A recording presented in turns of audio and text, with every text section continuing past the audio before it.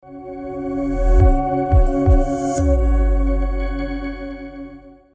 team, Dr. Jesse Middleton here from Chiropractic Health and Wellness Centre. And if you've been around our practice for any length of time, you'll know that we're always talking about stress and lifestyle stresses.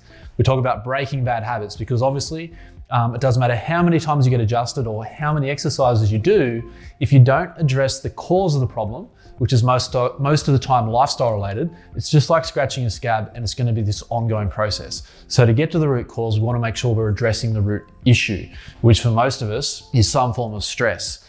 Now, what's really cool is when we can look at stress, because one of the questions we get is, well, I didn't do anything and then all of a sudden my back went out.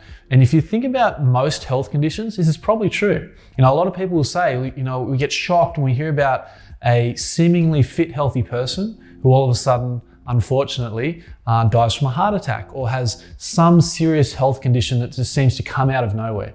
So how does that happen? Well, it's called our G.A.P, or our general adaptive potential. Now you can think of it this way.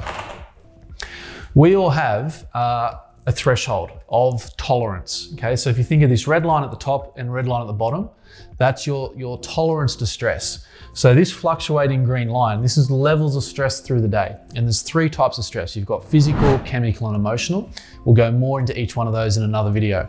But just know it's like gravity. You can't eliminate stress. It's always there. You can manage it, you can minimize it, but there's always going to be a degree of it. And so it fluctuates from day to day and from second to second. But as long as it stays within your general adaptive potential, these two red lines, you maintain balance and you stay healthy.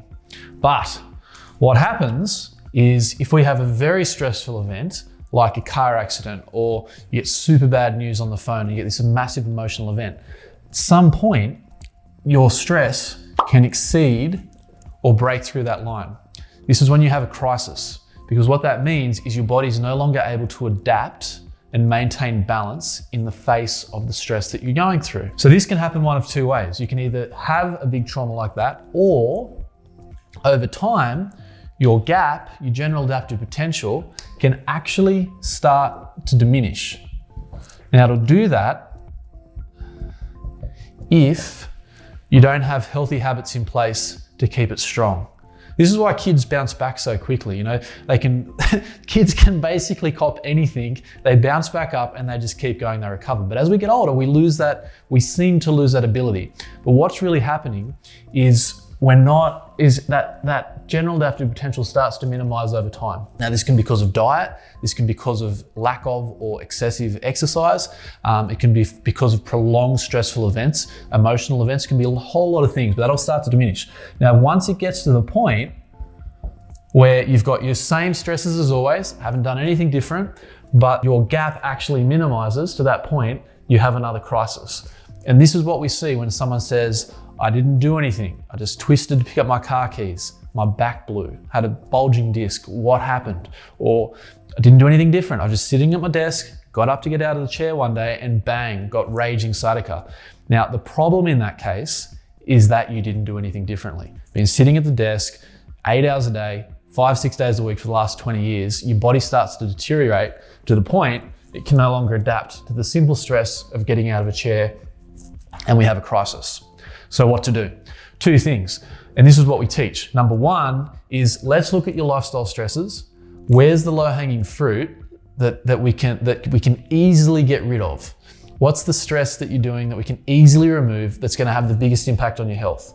And let's look at what else can we mitigate. So for example, if you sit at a desk and that's your job, well, you can't stop sitting at a desk, but maybe we can look at fixing your posture so it doesn't have the same degree of, so that you can adapt to it better.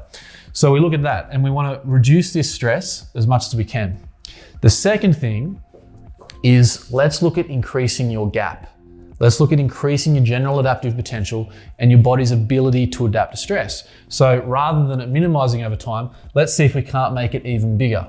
So we widen the gap, we reduce the stress. Now we do that through a range of things. Obviously nutrition, through exercise, getting adjusted, taking care of your nervous system, emotional health, all of these things. But this is what we talk about in practice. Now we've got a webinar coming up at the end of this month, 31st of August, 8 o'clock on Wednesday night. are going to be doing a deep dive here. We're looking at how to minimize the stresses in your life, maximize your gap, and this is where true wellness comes from. I can't wait to see you there. If you get your friends, get your family, get everyone on this call, because this is how you create true health. I'll see you then.